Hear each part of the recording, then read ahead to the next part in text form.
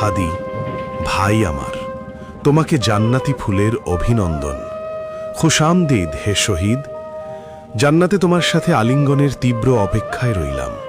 হে ভাই আমার, সেখানে তোমার প্রাসাদ হবে সুপরিসর। তোমার প্রাসাদের দরজায় দর্শনার্থীর মতো দল বেঁধে দেখা করতে আসব আমরা সবাই।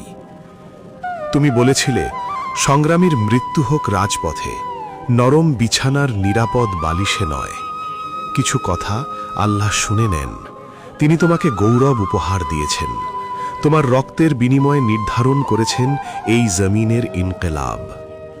এই শহরে যখন দেশপ্রেম মাইক আর পোস্টারে ঝুলে থাকে, বাকসর্বস্ব লোভাতুর মুখগুলো লোকচক্ষুর অন্তরালে রাঘব বোয়াংদের উচ্ছিষ্ট খেতে পাঙাশ মাছের মতো হাঁ করে বসে থাকে, চাটতে থাকে নর্দমার মল, তখন তুমি আগুন ঝরিয়ে প্রতিটি জবানে সমানে বলে গেছ নির্মম সত্য কথা।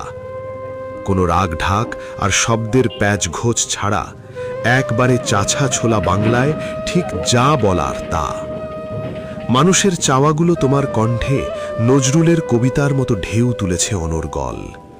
অভিনন্দন হে আজাদির কবি।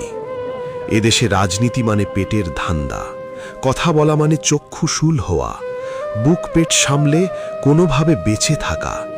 যেখানে জীবনের লক্ষ্য, তুমি উল্টো পথে হাঁটলে নবজাতক সন্তান তোমাকে আটকাতে পারেনি, বরং সেও এই প্রত্যয়িত মিছিলের সৈনিক, আগামীর বিপ্লবী হয়ে লড়াইয়ের প্রস্তুতি নিচ্ছে। হাদি, তুমি ভাগ্যবান।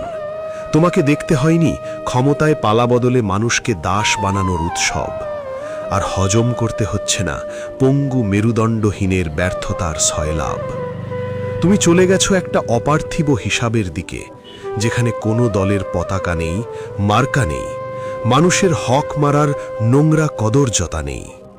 তুমি জিতে নিয়েছ মুমিনের সর্বোচ্চ চাওয়া। যারা দেশপ্রেম বিক্রি করে, কেচোর মতো মাটিতে মুখ গুজে থাকে, তারা নিরাপদ থাকে। আর যারা দেশকে সত্যিকারের ভালোবাসে, সাহসী সিংহের মতো সামনে এগোয়, তারা রক্ত দেয়। কিন্তু রক্ত কখনো বৃথা যায়নি, যাবে না কখনো।